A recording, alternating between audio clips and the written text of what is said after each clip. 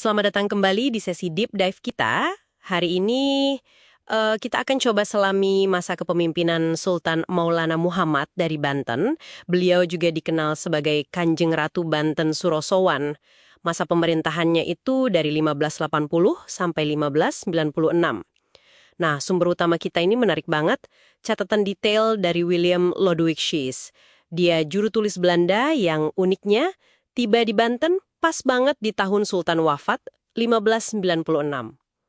Jadi misi kita kali ini ya menggali jejak pemimpin muda ini. Kita lihat kemajuan Banten di masanya, kesalehannya yang kabarnya kuat sekali, dan gimana akhir kepemimpinannya yang tragis itu. Coba Anda bayangkan sebentar, Banten di akhir abad ke-16. Kota pelabuhan kosmopolitan yang ramai, infrastruktur maju, tapi pemimpinnya sosok religius yang juga memimpin perang. Mari kita mulai. Dari catatan Lodewijk Schiess ini, tergambar Banten sebagai kekuatan yang, mengesankan sekali ya pada masanya. Pusat kekuasaannya kan di Keraton Surosowan. Ini sudah dibangun, terus diperkuat lagi oleh pendahulunya. Ada tembok bata merah, batu karang, terus dikelilingi parit. Tata kotanya juga sangat terstruktur. Ada area-area khusus gitu. Ada City Hing, itu panggung kehormatan ya, lengkap dengan gudang senjata. Ada Masjid Agung, perbendaharaan, pos jaga, bahkan sampai galangan kapal kerajaan. Lodewijk ini sampai membandingkan ukurannya dengan, kalau tidak salah, Amsterdam abad ke-15. Dan banyak sungai di dalam kota yang bisa dilayari. Bener-bener terencana ya. Betul-betul, gambaran dari Lodewijk Schiess itu memang luar biasa detailnya. Tapi penting juga kita ingat ya, kemegahan yang dicatat itu punya akar yang lebih dalam. Fondasinya itu udah diletakkan jauh sebelum masa Maulana Muhammad. Sejak pertengahan abad ke-16, kira-kira tahun 1550-an, hubungan dagang sama Malaka Portugis itu udah jadi pendorong utama pertumbuhan Banten. Ditambah lagi, ada proyek-proyek infrastruktur besar dari para pendahulunya. Misalnya sistem irigasi, bendungan, terus perluasan sawah buat ketahanan pangan, dan jangan lupa, tembok kota yang panjangnya sampai 8 kilometer itu. Ini kan menunjukkan ada visi jangka panjang yang hasilnya kemudian dinikmati pada masa Sultan Maulana Muhammad ini. Oh iya, dan kekuatan lautnya. Itu juga nggak kalah hebat kan? Banten diceritakan punya armada kapal perang yang cukup canggih. Ada yang modelnya mirip galai Eropa, kapal besar pakai dayung dan layar, lengkap ada meriamnya. Terus ada juga Jung, itu kapal layar besar buat pelayaran jauh. Mungkin ke Maluku atau Malaka gitu. Lodewijk ini bahkan katanya sampai heran lihat perahu lesung kecil mereka. Cepat sekali katanya, teknologi yang beda dari yang dia kenal di Eropa. Pelabuhannya, Karangantu, itu jadi pusat internasional. Setiap kapal asing yang masuk harus bayar bea cukai. Pasarnya, ramai banget. Pedagang dari mana-mana ada. Portugis, Arab, Turki, Cina, India, Afrika. Belum lagi dari berbagai daerah di Nusantara sendiri. Ada pasar harian, ada pasar khusus barang mewah kayak sutra. Sistem moneternya juga udah jalan. Ada penukar uangnya segala. Lengkap pokoknya. Nah, ini yang menurut saya paling menarik dari sosok Maulana Muhammad, seperti yang tergambar ya dalam sumber-sumber ini. Ada perpaduan unik. Di satu sisi, kita lihat penguasa kesultanan maritim yang kuat, kaya, maju secara duniawi. Tapi di sisi lain, sultan ini dikenal sangat soleh. Religius sekali. Beliau bukan cuma kepala negara, tapi juga bisa dibilang cendekiawan agama. Menulis kitab, membangun masjid sampai ke pelosok-pelosok wilayah kekuasaannya. Hormatnya pada gurunya, Pangeran Kasunyatan, itu juga disebut-sebut sangat dalam. Bahkan, Sultan sering jadi imam dan khotib, terutama pas sholat Jumat atau Hari Raya. Masjid Agung Banten sendiri diperindah luar biasa. Ada area khusus wanita juga, Pawestren namanya.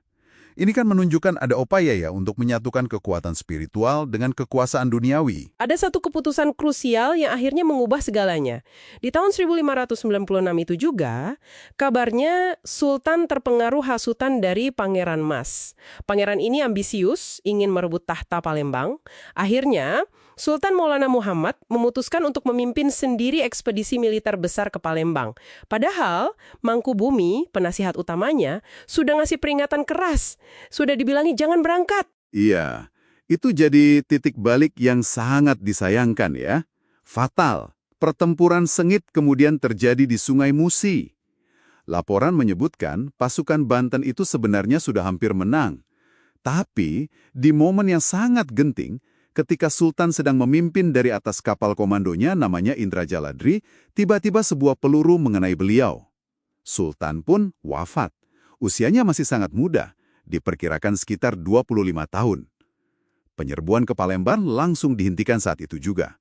Pasukan ditarik kembali ke Banten membawa duka yang mendalam. Pangeran Mas yang jadi biang keladi ini akhirnya terusir dan riwayatnya berakhir tragis juga. Sultan meninggalkan putra yang usianya baru 5 bulan yang kemudian naik tahta menggantikannya. Beliau dimakamkan di Serambi Masjid Agung Banten, dikenang dengan gelar Pangeran Seda ing Palembang. Artinya, pangeran yang gugur di Palembang. Jadi, apa ya artinya semua ini buat kita, buat Anda yang menyimak? Catatan seperti dari Lodewijk ini memberi kita semacam jendela langka ya untuk melihat kompleksitas orang pemimpin dan kejayaan sebuah kesultanan di Nusantara. Kita melihat ada sosok yang soleh, membangun peradaban yang maju, tapi di saat yang sama satu keputusan yang beresiko tinggi bisa mengakhiri era keemasan itu secara mendadak. Jadi kalau kita simpulkan singkat, masa Maulana Muhammad ini bisa dibilang puncak kemakmuran dan pengaruh Banten. Didukung infrastruktur yang bagus, perdagangan global, dan kepemimpinan yang religius. Tapi, ya itu tadi, semua berakhir prematur karena satu keputusan militer. Warisannya memang jadi bahan renungan yang menarik ya. Di satu sisi, kemajuan Banten di masanya itu tidak terbantahkan. Beliau berhasil melanjutkan dan bahkan mungkin meningkatkan fondasi kuat yang sudah ada sebelumnya.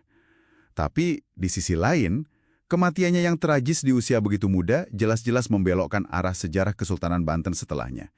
Ini jadi pengingat kuat buat kita bagaimana sejarah itu seringkali bergantung pada momen-momen krusial dan pilihan-pilihan seorang pemimpin. Dalam kasus ini, seorang pemimpin yang mencoba menyeimbangkan iman yang dalam dengan mungkin ambisi kekuasaan atau pengaruh. Nah, sebagai penutup, mungkin ini ada pertanyaan untuk Anda renungkan sendiri di rumah. Coba bayangkan, seandainya Sultan Maulana Muhammad waktu itu mendengarkan nasihat Mangkubumi. Seandainya beliau tidak jadi menyerang Palembang dan bisa memerintah lebih lama lagi. Kira-kira bagaimana ya wajah Kesultanan Banten dan mungkin juga peta kekuatan di Nusantara saat itu jadinya? Baik, terima kasih sudah bergabung dalam Deep Dive kita kali ini. Sampai jumpa di pembahasan berikutnya.